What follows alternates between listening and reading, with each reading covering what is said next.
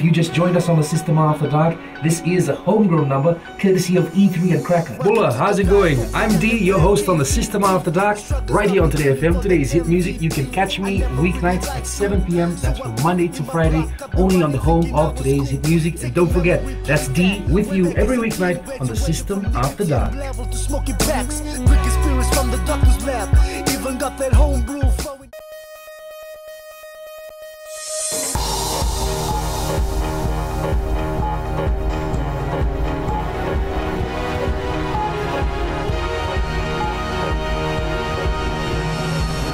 Good evening, this is FBC News. I'm Amrita Priyadarshini.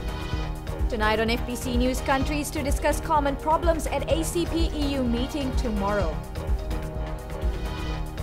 Fiji looks to New Zealand during national security review process. And multi-agency task force group to set up to deal with MERS virus.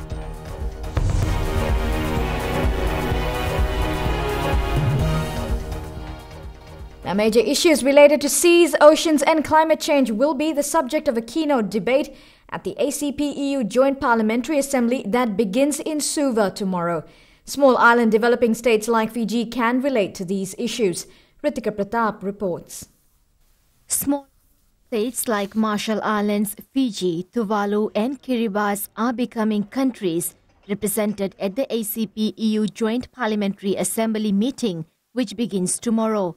Given the location of the session in the Pacific region, the keynote debate will focus on seas and oceans. This also means we have our voice to raise that adaptation and mitigating the conditions that are causing the climate to be this tenuous a condition of those who are polluting should take a stand. 2 degrees must be at least the minimum by which overall global climate change can be occurring, and in fact lower than that. Countries in the Pacific like Tuvalu, Kiribati and Fiji are already experiencing the effects of climate change. Fiji has identified 600 communities that are affected by the rise in sea levels. Because one of the problems that we face in many ACP countries, and the Pacific is no exception, even when there are provisions for mitigation and intervention, the bureaucratic process takes so long that your people suffer. In the case of the Pacific, your people suffer over an extended period of time before those resources are brought to bear in the circumstances. Prime Minister Vorenke Bainimarama will officially open the ACP-EU Joint Parliamentary Assembly tomorrow. Ritika Pratap, FBC News. Delegates of the African, Caribbean and Pacific Group visited Golden Ocean Fish Limited factory after their meeting in Suva today. The delegates were given a chance to witness the processes that are undertaken to make fish compliant for export. Alan Stoltz reports. In 2012, it was discovered that Fiji did not have in place the relevant legal and policy framework to appropriately contribute to combating illegal, unreported and unregulated or IUU fishing. Permanent Secretary for Fisheries and Forests Inoke Wainingolo says Fiji was warned with a yellow card and directed to comply with the European Union's IUU regulations or we'd lose our market access. Fiji, as I said, those 2 areas are the ones that we need to improve on. Our legislation, as well as the number of people that are required to monitor the operations in the sea, as well as our processes. After years of working hard, Fiji managed to comply with the EU standards last year and has been sharing its experience with other countries. And we've been advising our neighbors in the region and even other countries. Should they wish to assist, we can help. With the way what we did to assist the countries get out of yellow card, should they be yellow carded too. Wainingolo added that Fiji is now benefiting tremendously from complying with these EU regulations. Illegal fishing is estimated to cost the region up to $1.7 billion per year, and it has the potential to significantly erode the benefits to Pacific Island people associated with tuna fisheries. Pacific Island countries are the custodians of the last remaining healthy tuna stocks in the world and manage a marine area of 30 million square kilometers. With technical support from regional fisheries organizations, they're able to set rules for fishing in the region. Ellen Stahls, FBC News. The National Security Review Committee has taken some tips from New Zealand about its national security system. The committee will compile and present a report to Cabinet on its findings and recommendations. Ritika Pratap reports. The National Security Review Committee met with officials from the New Zealand Prime Minister's office this week to better understand their national security system. I would say we were grateful that we were given the opportunity for them to brief us on their system, and of course they highlight also the gaps they have, like we have, and they are also working in improving, strengthening their system, and likewise here in Fiji. Committee Chairperson Estala Teleni says the committee is doing extensive consultations about the review. Our meeting with the Prime Minister's office in Wellington was very useful and fruitful. Yes, there are lessons learned from what they went through and what they're going through. Yes, and at the same time they are trying to improve and strengthen their security system. The committee has held discussions with heads of government department as part of the review process. The report is expected to be submitted to Cabinet by August, and the National Security Strategy Framework is expected to come into effect by the end of the year. Ritika Pratap, FBC News. The Ministry of Health has activated a multi-agency task force group to prevent the Middle East respiratory syndrome from entering the country. Minister for Health Johnny Osamate says they have a response plan to tackle MERS. Ali Kimbia has more. Although the risk of the MERS virus entering the country is very low, the Ministry of Health is monitoring it very closely because of the direct movement of people between Fiji and Korea where cases have been reported. The ministry has established a multinational agency task force group to carry out surveillance at the borders. This agency is now active and they're also looking into this particular issue. And so we're working together with other bodies like the World Health Organization. We know also that in places like Korea, they have very good stringent measures. Minister for Health, Johnny Osamate, says they are not taking the virus lightly. We are aware of the issue, government is aware of it, and it has already activated its task force to look into this and to make sure that we can be as safe as possible. The MERS virus in South Korea has killed 14 people and infected nearly 140 in the largest outbreak outside the Middle East.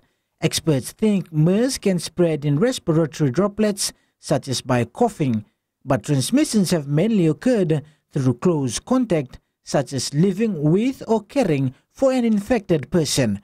MERS belongs to the family of coronaviruses that includes the common cold and SARS and can cause fever, breathing problems, pneumonia, and kidney failure.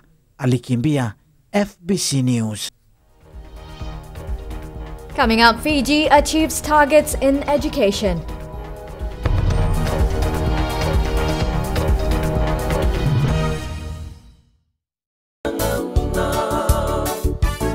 Kita boleh mula sambut mai, hena guna koru taki na yan rubangi kebika.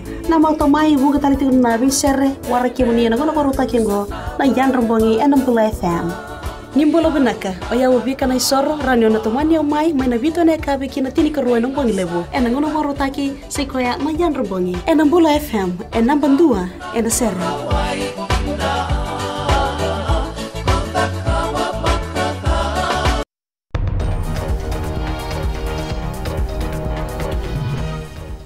Welcome back to FBC News. Out of the 64 new cases of HIV and AIDS confirmed late last year, 37 were reported to be women. Another trend observed is most of the cases are found in the age group between 20 to 29 years. Julie Watuwaliwali tells us more. Over the years, the breakdown of the number of males and females confirmed with HIV/AIDS varied. In 2014 alone, we had about 37 females and about 27 males. But this time around, we had a lot more females. I mean, fewer diagnosed through the antenatal care, clinic visits, etc. Through the Prevention of Parent-to-Child Transmission program, the Health Ministry found 14 pregnant women with the HIV virus. The mothers were also assisted to prevent HIV from transmitting to their child through the PPCT program. Last year, from the 14 that we had, there weren't any babies born that were positive. And that's one of the success stories that we've got in the country, where when a woman actually undergoes this program called PPTCT, or Prevention of Parent-to-Child Transmission of HIV, this program actually minimizes the risk of transmission. Most of the cases were reported from unprotected sex in heterosexual relationships. And one of the common means of transmission for HIV in Fiji is heterosexual relationships. And obviously we've got homosexual relationships where men have sex with men, etc. come about. The Ministry of Health is encouraging people to volunteer themselves to be tested for HIV so that counseling and care services can be made available should the need arise. Julie Vatuwaliwali, FBC News. Local musicians have been urged to maintain and preserve the music industry. Minister of Youth and Sports Lesenia Tuitumbo made the call at the Fiji Broadcasting Corporation Prosera Music Awards in Suva last night. Ali Kimbia has more. It was an evening to honor past musicians as well as current artists in the music industry. It is this commitment that has made a telling hand in the churning out of our countless talent that the music industry has witnessed, also has had the pleasure to call it its own.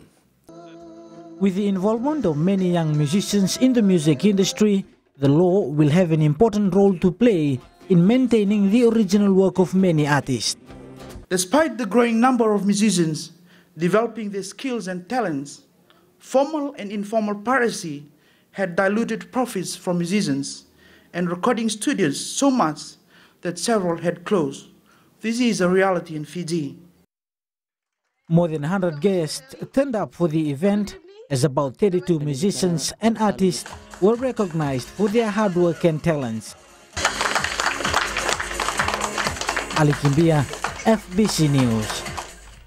Fiji is ahead of benchmarks established by the United Nations Educational, Scientific and Cultural Organization, or UNESCO. Education Minister Dr. Mahendra Reddy says few indicators were established by UNESCO to improve literacy levels in the small island states, and Fiji is well ahead of those targets. Savara Tambua has more. Minister for Education Mahendra Reddy presented Fiji's achievements in education at the recent World Education Forum in Korea. Compulsory education, as you know, we have a compulsory education policy up to year 12. We're very happy with that, and they're talking about 9 years of compulsory education.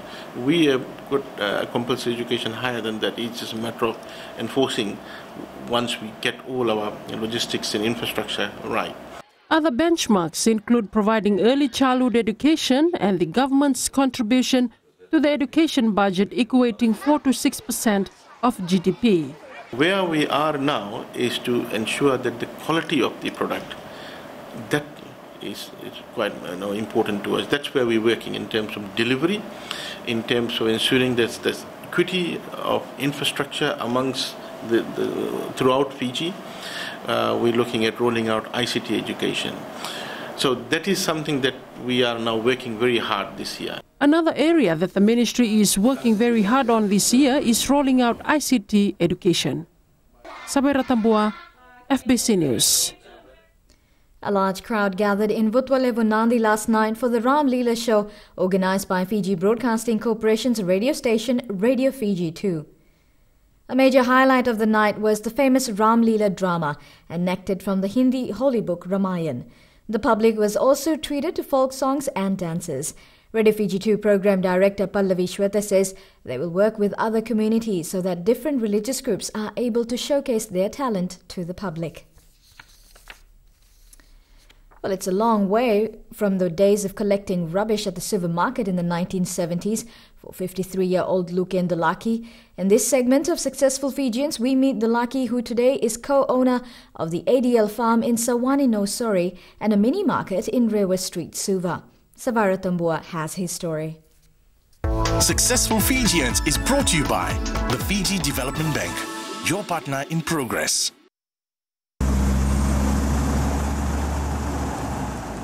Located on one of Suva's busiest streets, Luken Dulake's market stall is popular with many people. His interest in operating his own vegetable stall started more than 17 years ago. In 2006, Ndulaki opened the stall with his business partner, Daniela Tikovulangi. At that time, my wages was only $40 a week. So I managed to separate about $10 to $15 a week.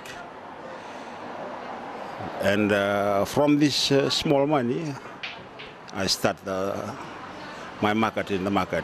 In 2009, Lucas secured 10 acres of land in Sawani, Nosori, using his life savings. The farm now fully supplies the ADL mini market, which also sells yongona from Levuka. The mini market has expanded into a small shop and a billiard center. Our crops we're selling here, I think it's 3/4 comes from our farm. So we don't have to spend a lot here. And on top of that, where I'm sitting now, we bought the place. From that 15 to 20 years back in the supermarket, so we managed to buy this place. And we put the market here where I'm sitting, and it is we are not paying rent. In 2011, Ndulaki approached the Fiji Development Bank for a loan to provide the much-needed capital injection into his business. From his humble beginnings, Ndulaki now pays for a caretaker farmer to look after the farm, whilst he and his business partner attend to the market and supervise the whole operation. They are investing in the planting of coconut trees, which they feel will be their main income earner in the next few years. Like the gang they selling in the roadside, maybe they just do it like fast money like that. Eh? But myself, I look on the bigger way. Some Fijian or some people staying in the village can survive in coconut. Their vision is to continue to grow their business and employ more people while they manage the business. Ellen Stalls, FBC News. Successful Fijians was brought to you by the Fiji Development Bank, your partner in progress. And in sports news, Vodafone Flying Fijians coach to assemble strong side to take on Maori All Blacks. And excitement builds in Team Fiji camp.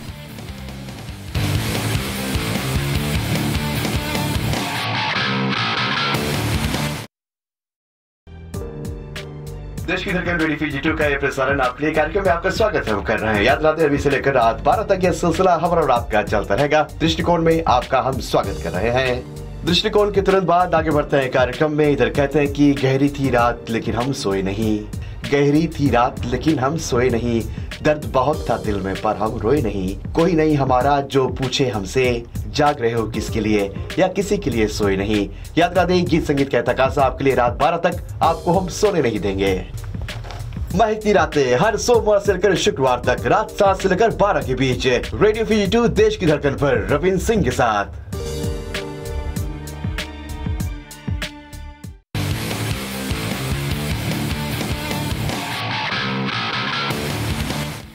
Welcome to FBC Sports, and the issue of local players battling overseas-based reps for a spot in the Vodafone Flying Fijian squad will be brought to the fore again in the coming weeks.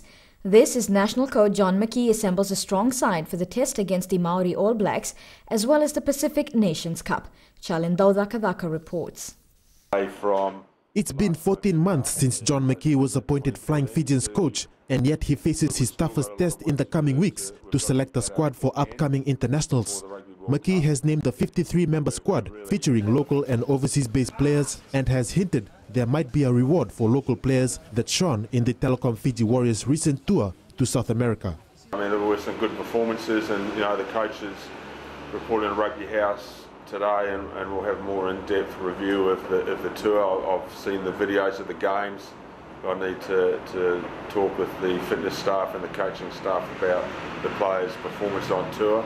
But of course, the Kiwi mentor will not turn a blind eye to the likes of overseas-based stars such as Metusala Talembula and Leone Nakarawa.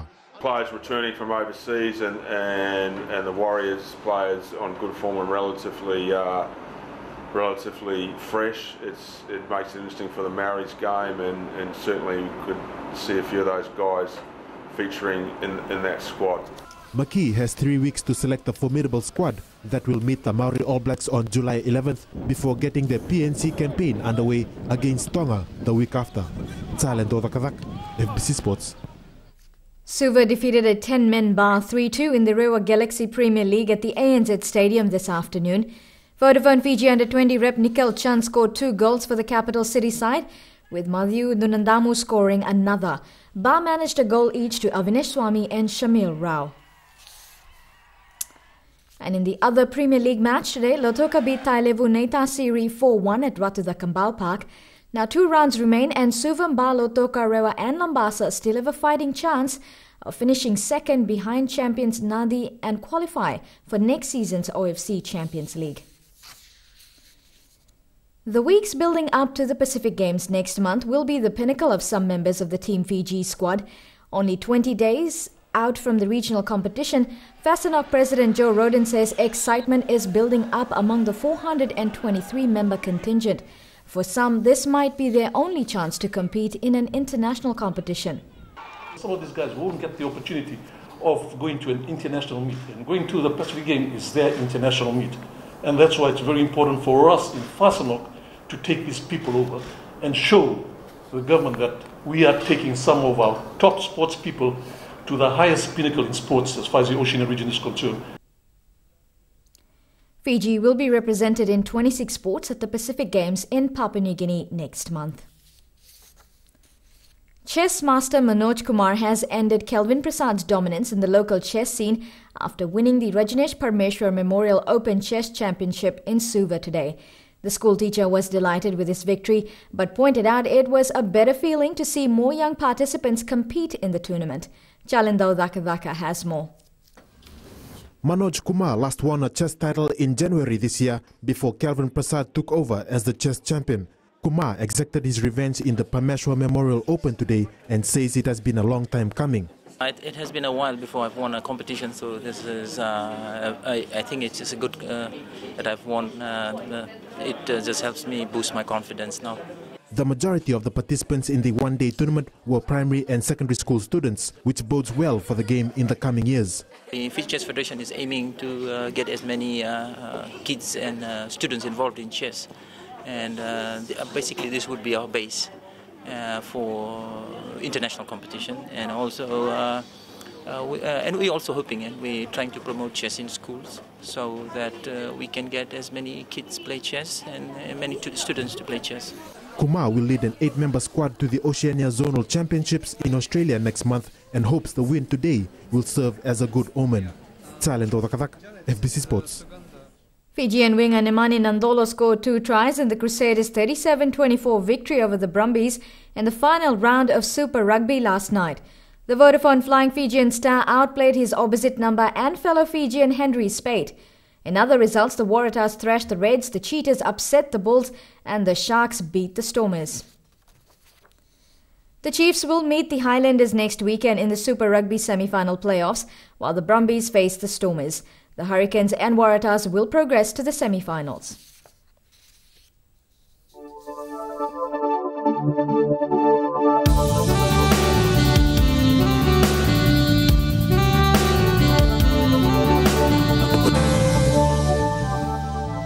Showers were experienced over Vanuatu, Taveuni, Lao Group, the eastern parts and interior of the other larger islands today.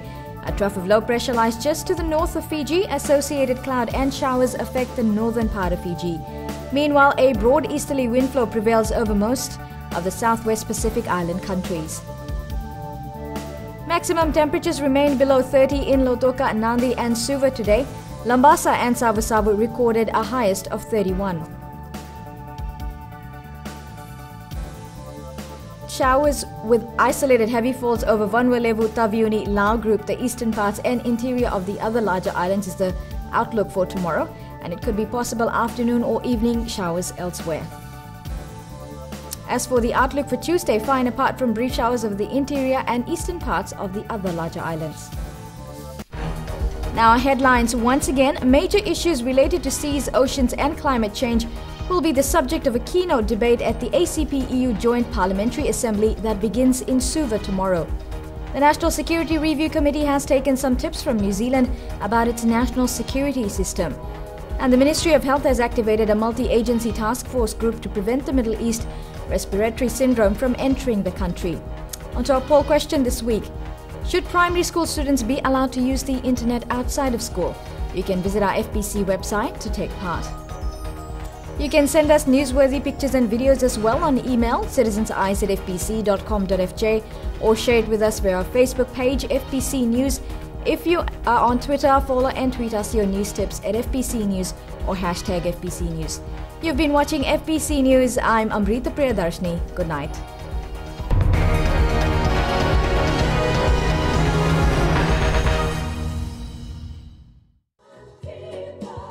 Great words there from Lucky Dube and Babana. I hope you enjoyed that number. Different colors just for you. On Gold FM, only the classic hits. Louise with you on the Center Show. Well, thank you so much for the sweet company. This is Alana Miles, one of my favorites, and Black Velvet for you.